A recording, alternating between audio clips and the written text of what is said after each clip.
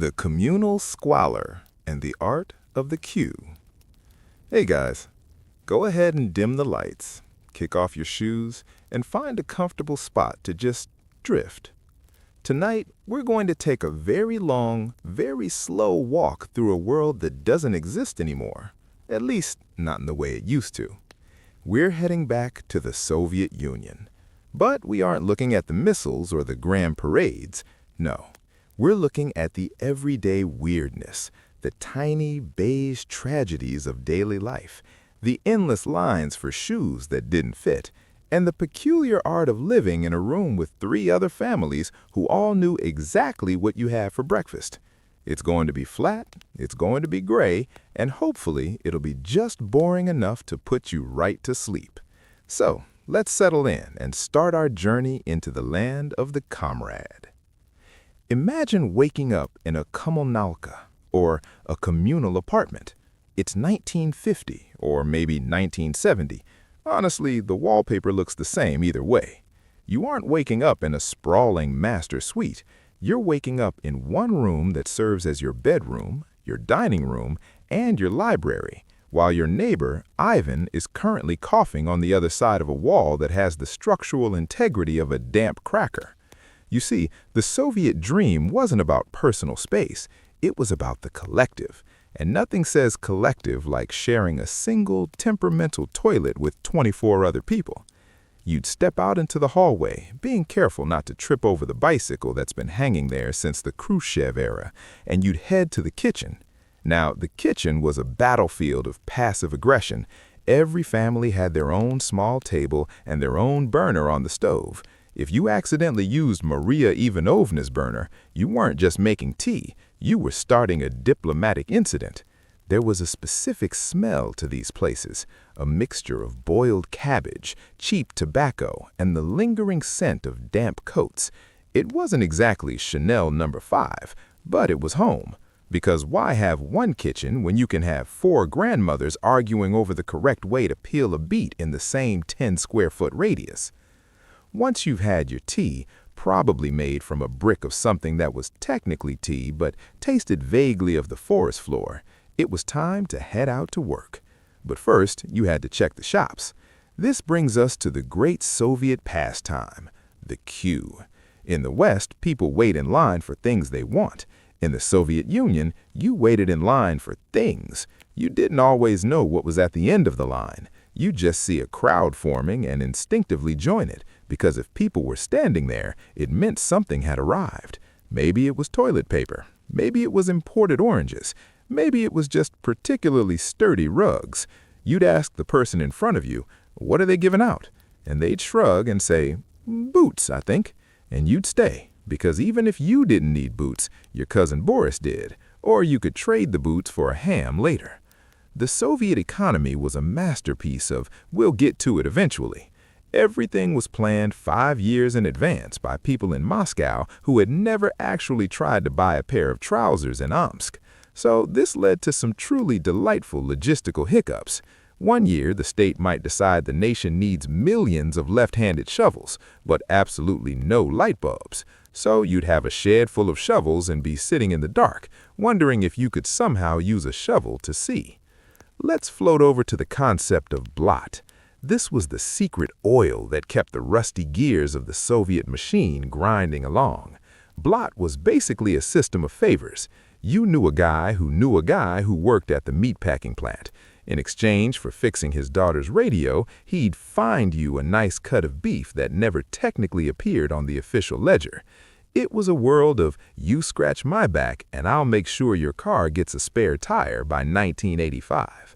Without blot, you were just a person standing in a line for a shoe that was 3 sizes too small. With blot, you were a person standing in a slightly shorter line for a shoe that was only 1 size too small. Progress. Work itself was an exercise in we pretend to work and they pretend to pay us. Since unemployment was technically illegal, everyone had a job, even if that job was just sitting in a booth and watching a door that no one ever used. Efficiency wasn't really the goal. Presence was. You'd spend your day at the factory, perhaps acquiring a few extra screws or a roll of copper wire for your personal stash, and then you'd head home to do it all over again. And then there was the furniture. Ah, the Soviet aesthetic. Everything was heavy, dark, and seemingly designed to survive a direct nuclear hit. The most prized possession was the Stinka, a massive wall unit that covered an entire side of your room. It held your books, your television, your good china that no one was ever allowed to touch, and probably a secret stash of sugar. If you had a Stanka, you had arrived. You were a person of substance. You were a person who had successfully navigated the bureaucracy to obtain 600 pounds of pressed wood. The soft tyranny of polyester and the sanatorium vacation. So, you've finished your workday of pretending to assemble tractors, and you're heading home. But before you get back to your room in the communal apartment, let's talk about what you're wearing. Soviet fashion was a fascinating experiment in how many shades of brown and gray could exist in a single wardrobe. The goal wasn't to stand out. In fact, standing out was generally considered a sign of suspicious Western tendencies. If you wore a pair of genuine Levi's jeans, you weren't just a fashion icon, you were basically a black market kingpin. For everyone else, it was polyester, lots of it. It was sturdy, it was itchy, and it had a strange way of smelling like ozone whenever you moved too fast. But let's say it's summer, and you've been granted your state-mandated vacation. You wouldn't just hop in a car and go wherever you liked, mostly because you'd been on a waiting list for a car since the late 60s, and your name was currently number 4,000. No, you'd likely head to a sanatorium. Now, in the West, a sanatorium is where you go if you have a very dramatic 19th century lung disease. In the Soviet Union, it was a spa, sort of. You'd arrive at a massive, concrete building on the Black Sea that looked like a high-security prison designed by an architect who had a grudge against windows. Here, your relaxation was strictly scheduled. You'd wake up at 7 a.m. to the sound of a loudspeaker, eat a bowl of gray porridge, and then report for your treatments. These treatments often involved being wrapped in mud, sitting in a room full of salt, or being blasted with high-pressure water hoses. It was less pampering and more industrial maintenance for humans. You were a cog in the machine, and the sanatorium was just the workshop where they oiled you up so you could go back to the factory for another 11 months. And then there's the television. If you were lucky enough to own one, and lucky enough that it didn't explode, you had exactly 2 channels. Channel 1 was usually a very stern man reading a list of production quotas for pig iron. Channel 2 was usually a very stern woman reading the same list, but with slightly more enthusiasm. Occasionally, they'd play a cartoon about a wolf and a rabbit, or a 5-hour-long opera about the joys of collective farming. It was the ultimate sleep aid.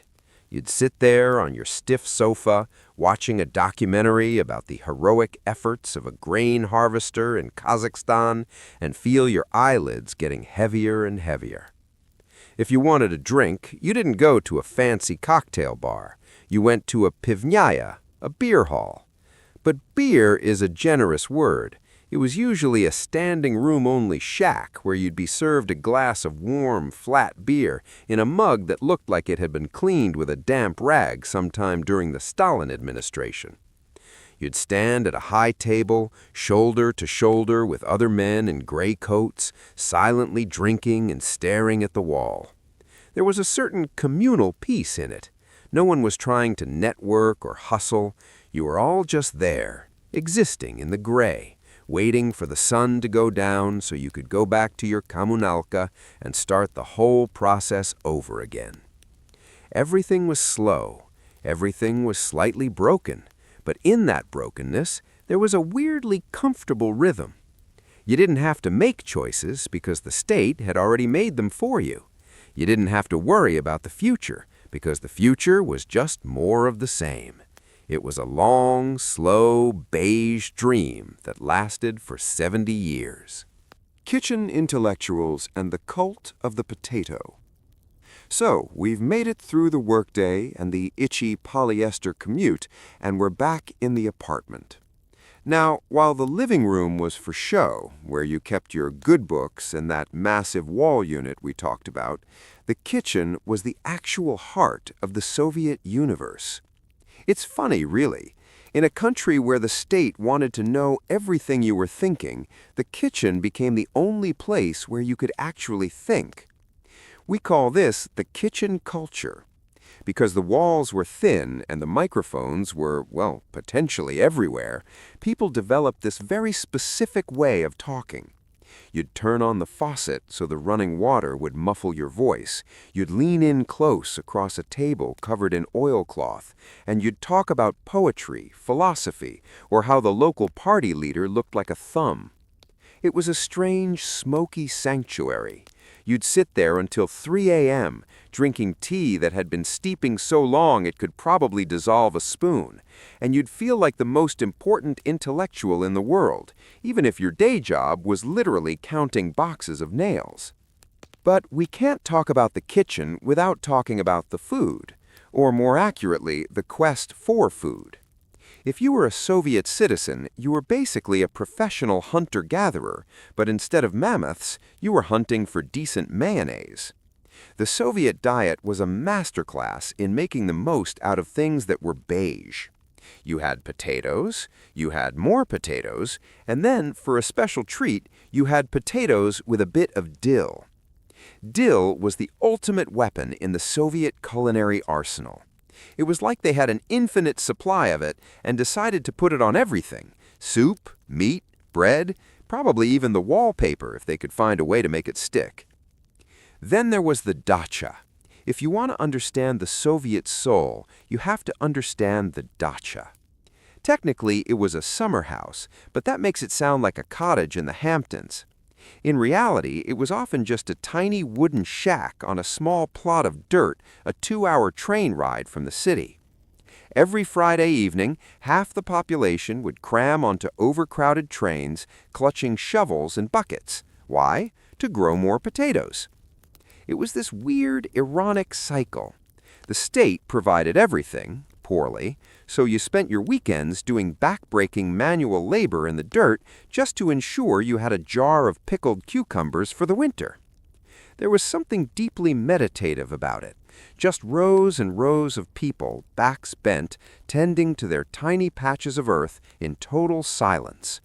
It was the only thing you truly owned, even if you didn't legally own the land. Those cucumbers were yours. They were crunchy, they were salty, and they didn't require a permit from Moscow. And finally, we have to talk about New Year's Eve. Since Christmas was officially canceled by the Bolsheviks, because why have a holiday about a deity when you can have a holiday about a 5-year plan, New Year's became the big one. It was the only time of year that the gray lifted just a little bit. You'd save up your blat favors for months to get a tin of Hungarian peas and a bottle of Soviet champagne, which was remarkably sweet and had enough carbonation to power a small jet engine. You'd sit around the TV, watch the same variety show you'd seen for 20 years, and eat Olivier salad, a mountain of boiled vegetables and ham held together by an amount of mayonnaise that would terrify a modern cardiologist. There was a gentle, sleepy joy to it. The grandfather Frost, the Soviet Santa, would show up, usually looking like he'd indulged in a bit too much champagne himself, and for one night you'd pretend that the lines for shoes didn't exist and that the communal toilet didn't have a leak. It was a life of small victories, finding a roll of soft toilet paper, getting a seat on the bus, growing a particularly large radish. It wasn't a life of grand dramas, but a long, slow series of quiet moments, lived out in the shadow of a giant, crumbling empire. The red neckerchiefs and the lead-heavy toys. If you were a child in the Soviet Union, your life was remarkably organized. The state didn't just want your labor when you grew up, it wanted your childhood, too. It all started with the little Octobrists, then you moved up to the young pioneers. Think of it like the Scouts, but instead of learning how to tie knots for a merit badge, you were learning how to be a model citizen of the proletariat. Every morning you'd tie that bright red neckerchief, which, let's be honest, was the only splash of color in the entire classroom, and you'd stand at attention while someone played a bugle. There's nothing quite like a sharp, slightly out-of-tune bugle at 8 a.m. to really soothe the soul. Schooling was rigorous, and by rigorous, I mean it involved a lot of memorizing long poems about the glory of heavy industry. But the best part of being a Soviet kid wasn't the classroom, it was the toys. Now, Western kids had Barbie and G.I. Joe. Soviet kids had the toy. It was usually a truck or a soldier, and it was almost always made of solid, unyielding metal or a plastic so thick it could probably withstand the blast from a T-72 tank. If you dropped a Soviet toy on your toe, you weren't just crying because it hurt, you were crying because you'd probably broken a bone. There were no safety warnings or choking hazards. The hazard was the toy itself. My personal favorite was the Soviet construction set. It was basically a box of metal strips with holes in them and actual nuts and bolts. To play with it, you basically needed a degree in mechanical engineering and a tetanus shot. But there was something satisfying about the weight of it. It felt permanent. In a world where everything was temporary or out of stock, your lead-painted tank was forever. After school, you'd head out to the yard. Every apartment block had a central courtyard, and this was the kingdom of the children. The equipment was adventurous. There were swings that could launch you into the next district if you pumped hard enough, and slides made of sheet metal that would reach temperatures of roughly 1,000 degrees in the summer sun. You'd spend hours out there playing cosmonauts or partisans, while the grandmothers, the babushkas, watched you from the benches like a fleet of judgmental owls. The babushkas were the unofficial secret police of the courtyard. They knew if you hadn't finished your soup. They knew if your hat wasn't covering your ears. In the Soviet Union, ear protection was a national obsession. If a babushka saw you outside without a hat in 40-degree weather, she would descend upon you with the fury of 1,000 suns, because in their world, a draft was more dangerous than a nuclear winter.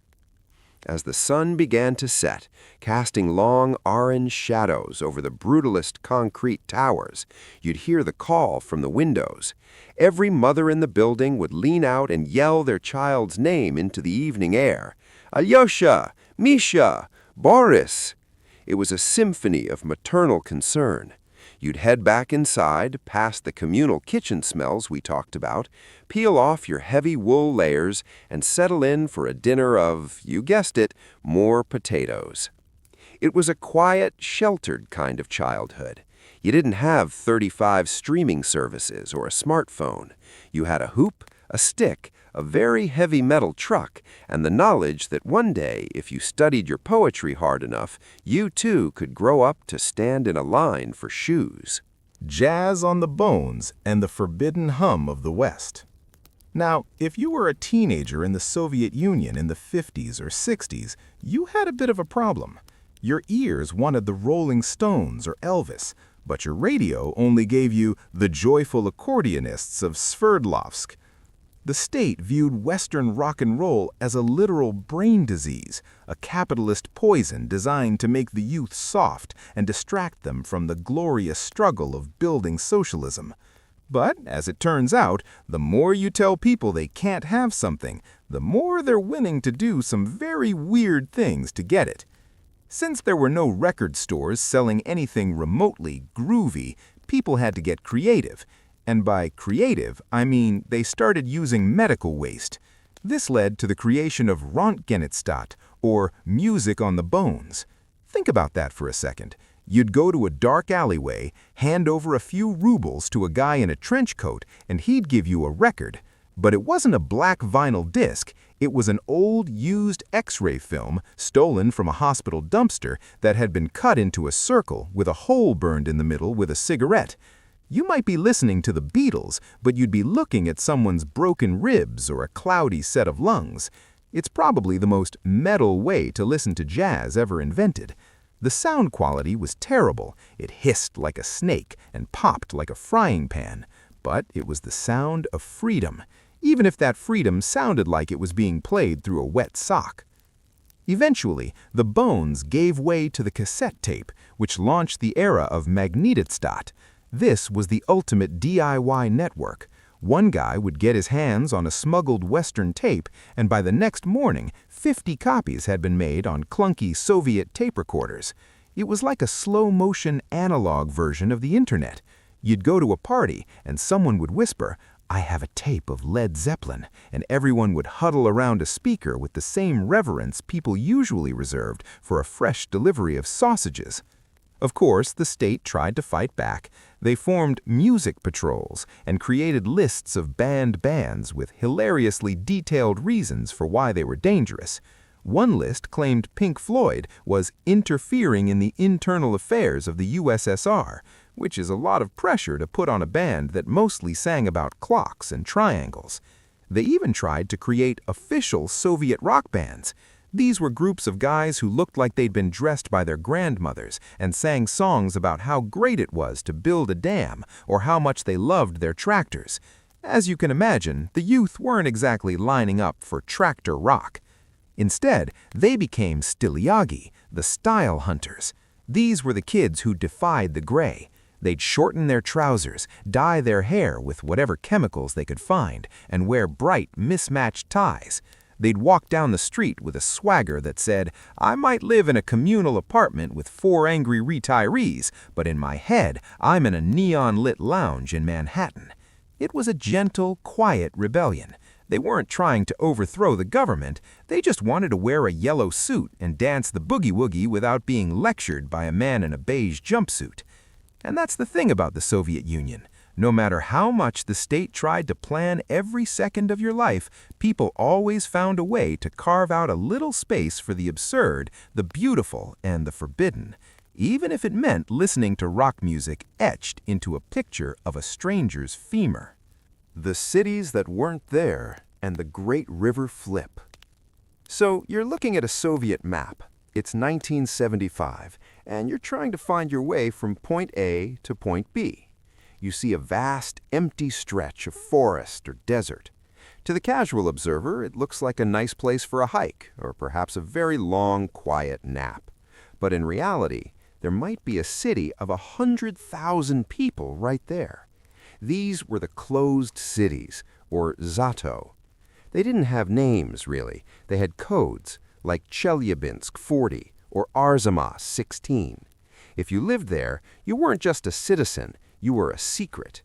You had a special permit to enter, a special permit to leave, and a very firm understanding that if you talked about your job to your aunt in Moscow, you might find yourself moving to a much colder, much less comfortable secret location. But here's the irony. For many, life in a city that didn't exist was actually better than life in a city that did. Because these places were where the scientists and the nuclear engineers lived, the state kept them stocked with the good stuff. While your cousin in Kiev was standing in a 4-hour line for a single bruised banana, you in Chelyabinsk 40 might have access to actual chocolate, French cognac, and, dare I say it, shoes that didn't feel like they were carved from a truck tire. It was a golden cage, polished with the finest Soviet wax. Now, while the scientists were tucked away in their secret bunkers, the planners in Moscow were dreaming big. And when a Soviet planner dreamed big, nature usually suffered a bit of a panic attack. This brings us to the great transformation of nature. The Soviets had a very can-do attitude toward the environment. They looked at the massive rivers in Siberia that flowed north into the Arctic Ocean and thought, what a waste! All that water just chilling with the polar bears when it could be down south growing cotton in the desert. So they came up with a plan to literally turn the rivers backward. It was called the Siberian River Reversal. They wanted to build a series of massive canals and pumping stations, some powered by peaceful nuclear explosions, because why not, to make the water flow uphill and across a continent. It was the ultimate man versus nature showdown. Eventually, cooler heads and a very empty treasury prevailed, but for decades it was a serious plan. It's the kind of ambition that makes you want to lie down and close your eyes just thinking about the sheer amount of concrete involved. And we can't talk about Soviet science without mentioning the Aral Sea, or as it's known today, the Aral Desert. The planners decided to divert the rivers feeding the sea to irrigate cotton fields. They were so successful at growing cotton that the sea just disappeared. It shrank until the fishing boats were sitting in the middle of a salt flat, miles from the water. There's something profoundly sleepy and tragic about those rust-covered ships sitting in the sand. It's a monument to the idea that if you plan hard enough, you can even make a sea go away. It was a world where reality was often treated as a suggestion, and the 5-year plan was the only true law of physics. As we drift further into the quiet, gray history of this vanished empire, we see a pattern of grand, impossible dreams built on the backs of people who just wanted a decent pair of boots and a quiet kitchen to drink tea in. It was a life of enormous scale and tiny, fragile moments. The long goodbye and the Mikhail Gorbachev birthmark. By the time we get to the mid-1980s, the Soviet Union wasn't just tired, it was exhausted. It was like a giant clock where all the gears had been smoothed down to nothing, but it kept ticking because it didn't know how to stop. Enter Mikhail Gorbachev, the man with the famous birthmark on his forehead that every Soviet citizen secretly thought looked like a map of a country they couldn't quite identify. Gorbachev introduced 2 words that would eventually break the silence: glasnost, openness, and perestroika, restructuring. Suddenly, you could talk in the kitchen without turning on the faucet. You could read books that had been hidden under floorboards for 40 years. But as it turns out, when you give people the freedom to talk about how much they hate waiting in line for boots, they stop wanting to wait in line for boots altogether. The end wasn't a sudden explosion. It was a slow, awkward deflation. It was the arrival of the first McDonald's in Moscow in 1990, where thousands of people stood in a line, not for a tractor part or a sack of potatoes, but for a Big Mac. People stood in the snow for hours just to taste a cheeseburger. There's something deeply ironic about the fact that a system built on Marx and Lenin was ultimately brought to its knees by a clown in yellow face paint and a side of fries. Then came the legendary Pizza Hut commercial featuring Gorbachev himself. Yes, the former leader of the most powerful communist empire in history actually did a commercial for a pizza chain. In the ad, a family in a restaurant argues about his legacy. One man says he brought chaos. The other says he brought hope. They eventually agree that, at the very least, he brought them pizza. It's the ultimate casual and snarky ending to a superpower. On December 25, 1991, New Year's Eve was just around the corner, remember? The red flag with the hammer and sickle was lowered from the Kremlin for the last time. There were no fireworks, no grand cinematic music, just a few guys in heavy coats, a cold wind blowing across Red Square, and a flag being folded up and put away in a drawer. The Soviet Union didn't go out with a bang, it just sort of went to sleep. The communal apartments are still there, though many have been renovated. The dachas are still there, though now people grow more than just potatoes. And the kitchen intellectuals are still there, though now they have high-speed internet and can argue with people all over the world. So, as we finish our journey, take a deep breath. The lines are gone. The itchy polyester has been replaced by soft cotton. The secret cities are on the maps now. The world is still complicated, but at least you don't have to listen to rock and roll on an X-ray of someone's rib cage anymore. Close your eyes. Feel the weight of history just drifting away, like a balloon losing its air, floating over a vast, quiet, snow-covered landscape. Everything is still. Everything is calm. Sleep well, comrade. The chin that launched 1,000 ships and several migraines. Hey guys, go ahead and sink into your pillows. Pull the blankets up to your chin, preferably a chin slightly more manageable than the ones we're about to discuss, and just let your mind go blank. Tonight, we're embarking on a very long, very slow, and frankly, very confusing journey into the family tree of the Habsburgs.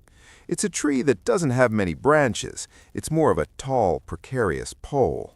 We're going to look at the most powerful family in European history, a dynasty that ruled for centuries not through military genius or charismatic leadership, but largely through the tactical use of cousins.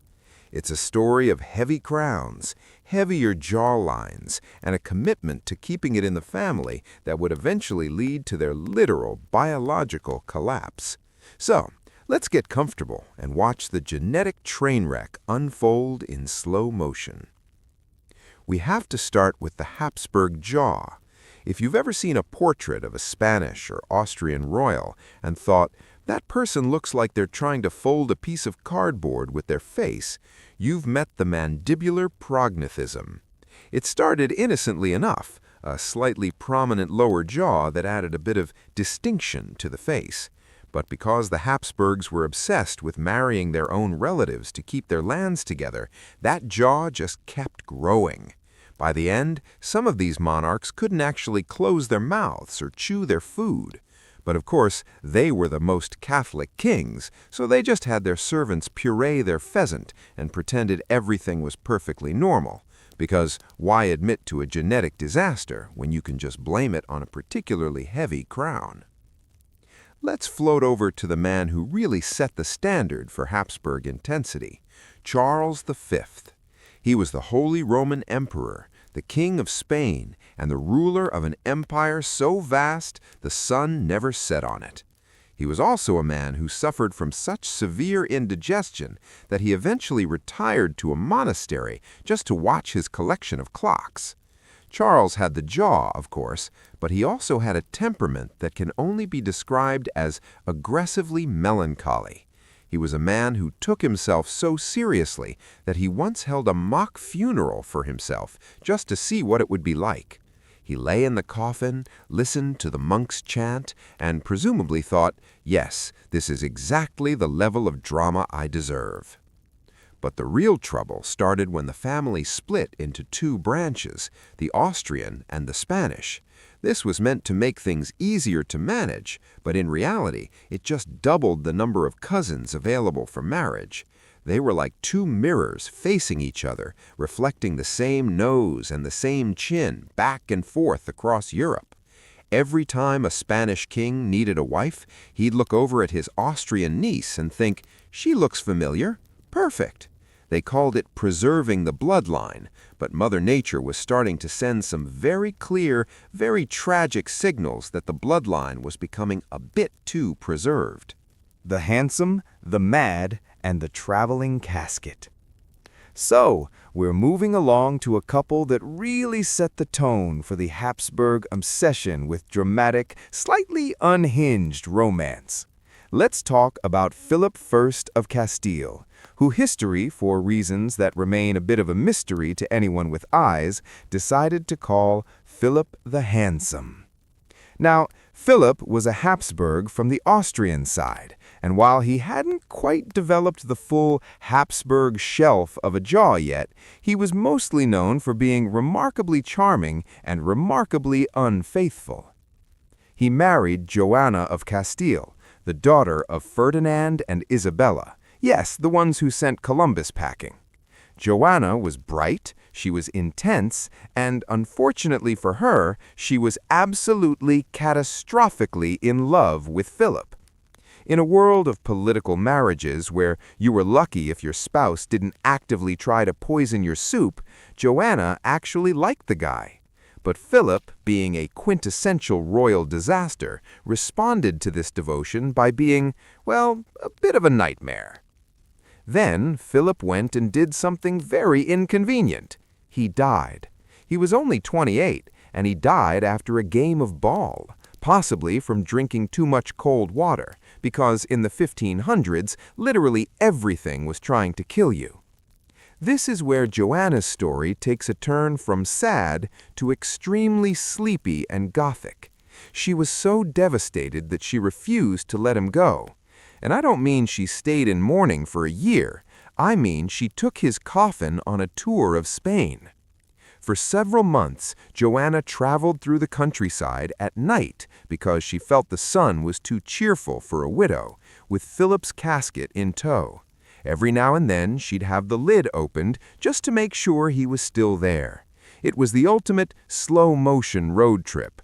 Eventually, her father had to step in and say, "Joanna, we really need to put Philip in the ground and maybe put you in a very comfortable room with some nice curtains." She spent the rest of her life locked away in the castle of Tordesillas, staring out the window and earning the nickname Juana la Loca, or Joanna the Mad. But here's the kicker. The Habsburgs looked at this tragic, genetically strained couple and thought, that worked out well. Let's have their kids marry more relatives. One of their sons was Charles V, whom we met earlier, and the cycle of heavy chins and heavy hearts just kept spinning. As we float into the reign of Philip II, Charles's son, the vibe shifts from madness to bureaucratic gloom. Philip II was a man who lived his life like a human spreadsheet. He ruled half the world from a tiny, cell-like office in the Escorial, a palace that looked more like a tomb than a home. He was slow, he was meticulous, and he was deeply, deeply boring. He married 4 times, mostly to relatives, including his own niece, because, as we've established, the Habsburgs were nothing if not consistent. Everything in Philip's world was quiet. The halls of the Escorial were silent, the music was somber, and the king himself was a pale, thin man who rarely smiled. It was an empire built on paperwork and prayer, moving at the speed of a glacier. The Velasquez Filter and the Melting Monarchs. So, we've arrived at the reign of Philip IV. Now, if you look at the paintings of this era by the legendary Diego Velázquez, you'll see a man who looks tired. That's the recurring theme here. Philip IV had the classic Habsburg face, the long, pale head, the heavy lids, and a lower lip that looked like it was trying to escape his face. Velázquez was a genius, and he did his best to use soft lighting and regal poses to distract you, but there's only so much artist's magic you can apply to a man whose family tree is basically a circle. Philip IV was a man of contrasts. He was a massive patron of the arts, loved the theater, and was actually a decent horseman. But he also had a soul that seemed made of lead. He spent his days in a court that was so rigid and formal, it made a funeral look like a carnival. There were rules for everything. There were rules for how you stood, how you bowed, and probably rules for how many times you were allowed to blink per minute. It was a world where spontaneity went to die, which is perfect for us because it's incredibly boring to imagine. Philip's personal life was a long, slow-motion tragedy. He had dozens of children, but because the genetic deck was so stacked against them, most of them didn't survive infancy. It was a constant cycle of royal births followed by royal funerals. Imagine the silence of those palace halls, thick tapestries muffling the sound of footsteps, the smell of beeswax and incense, and a king sitting in his study, staring at a portrait of a child he'd just lost, wondering why the heavens were so heavy. Eventually, Philip IV married his own niece, Mariana of Austria, because of course he did. Why look for a stranger when you can just marry the daughter of your sister? The result of this union was the most famous and most tragic Habsburg of all, Charles II. But before we get to him, we have to talk about the Infanta Margarita. You might know her from the famous painting Las Meninas. She looks like a little doll in a massive, stiff dress. She was the bright spot in the court, the hope of the dynasty. But even she was married off to her uncle in Vienna and died at the age of 21 after 4 pregnancies. The Habsburgs were essentially running a race against biology, and biology was winning. They were trying to hold on to power by keeping their blood pure, but they were actually just concentrating all the glitches in the human code. Every generation, the jaws got longer, the health got frailer, and the energy levels dropped just a little bit lower. The Spanish court of this era was like a giant, ornate clock that had been wound too tight. Everything moved with a mechanical, joyless precision.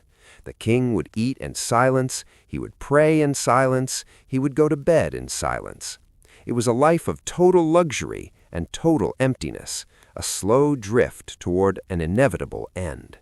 We have finally reached Charles II of Spain, a man who history often refers to as El Hechizado, or the Bewitched. Now, the people of the 17th century thought his problems were the result of a dark curse or some sinister sorcery. But looking back with modern eyes, we know it wasn't magic. It was just the result of 2 centuries of cousins marrying cousins.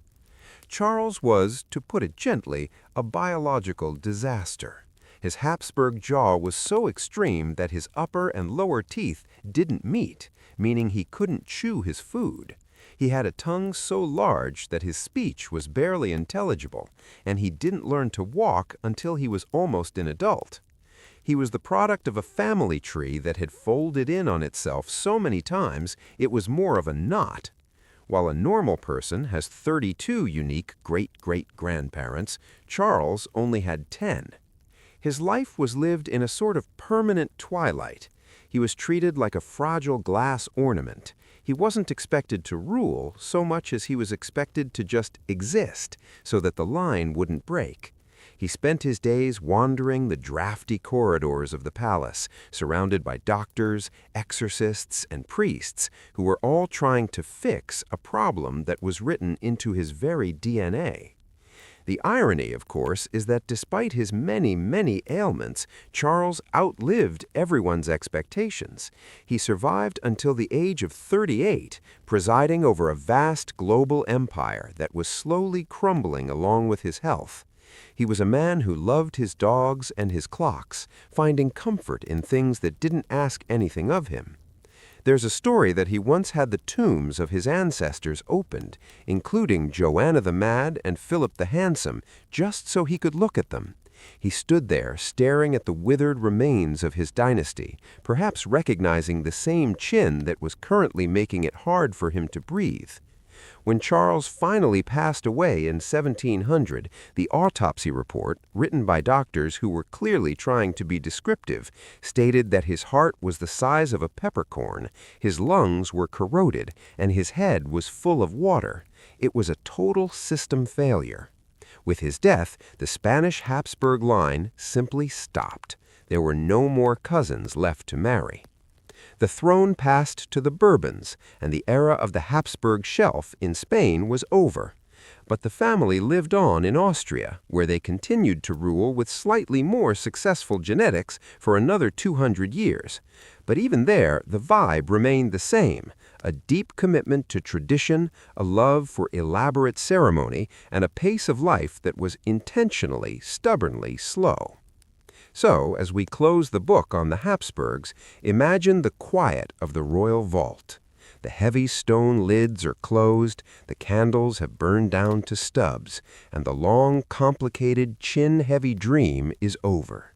The empire is gone, the palaces are museums, and all that's left is a series of portraits of people who looked a little too much like one another. The lights are low, the world is still, the history is tucked away.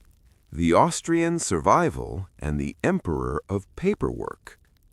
While the Spanish branch ended with a whimper, the Austrian Habsburgs decided that the best way to survive was to become the world champions of bureaucracy. Let's talk about the later years, specifically under Franz Joseph I. If you thought Philip II was a fan of paperwork, Franz Joseph was the grand master. He woke up at 4 a.m. every single morning, put on his military uniform, even though he wasn't really doing much fighting, and sat at a desk in the Hofburg Palace. He called himself the first official of the empire. He didn't want grand visions or revolutionary changes. He wanted to make sure every stamp was in the right place and every civil servant in Prague had the correct color of ink. He ruled for 68 years.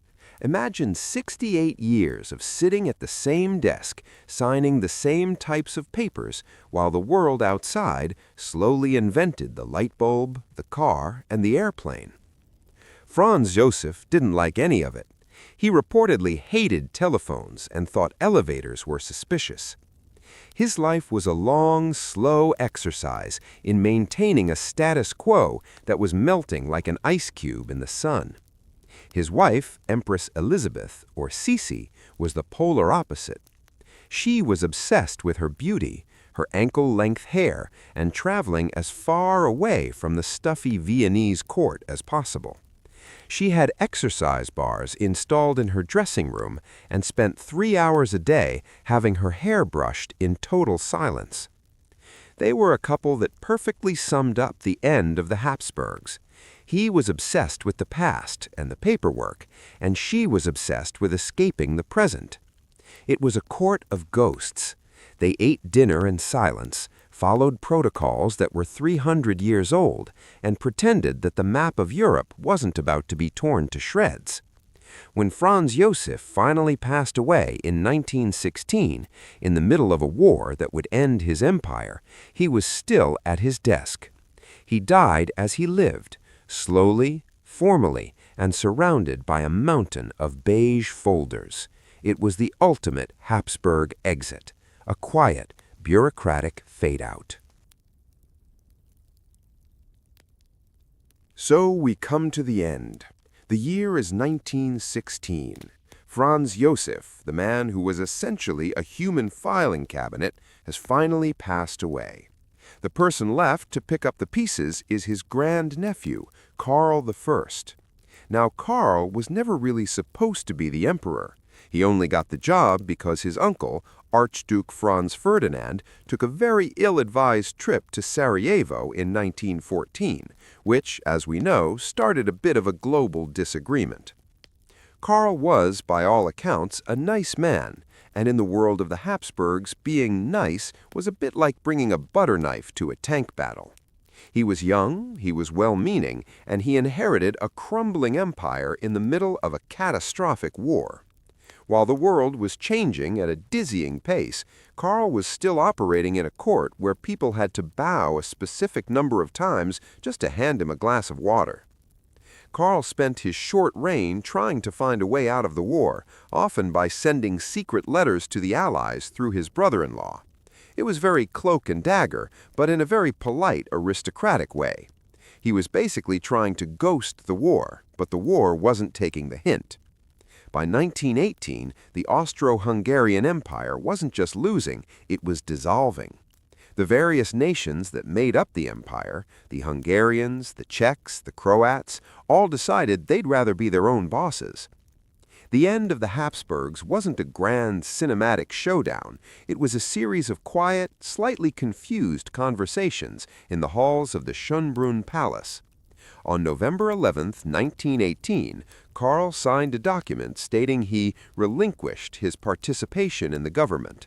He didn't technically abdicate because a Habsburg never truly quits, he just stopped helping. The family packed their bags. They didn't leave with a treasure chest of gold. They left with some clothes, some personal mementos, and a very uncertain future. They were moved to Switzerland, then eventually to the island of Madeira. Imagine an emperor, a man whose ancestors had ruled the world and married their cousins for 600 years, sitting on a rainy island in the Atlantic, probably wondering where all the paperwork had gone. Karl died young, at 34, from pneumonia. He was later beatified by the church, becoming Blessed Karl, which is a nice way of saying he was a good guy who had a really, really bad job. His wife, Zita, lived on for decades, a living relic of a world that had vanished. She wore black every single day for 67 years, a final silent protest against the passing of the imperial dream. And so the Habsburgs faded into the background. They became businessmen, pilots, and politicians. The Habsburg jaw eventually softened. The palaces became tourist attractions where people buy overpriced postcards, and the grand slow-motion story of the most inbred family in history reached its final quiet page. The lights are almost out now. The empire is a memory. The chins have receded. The history is still.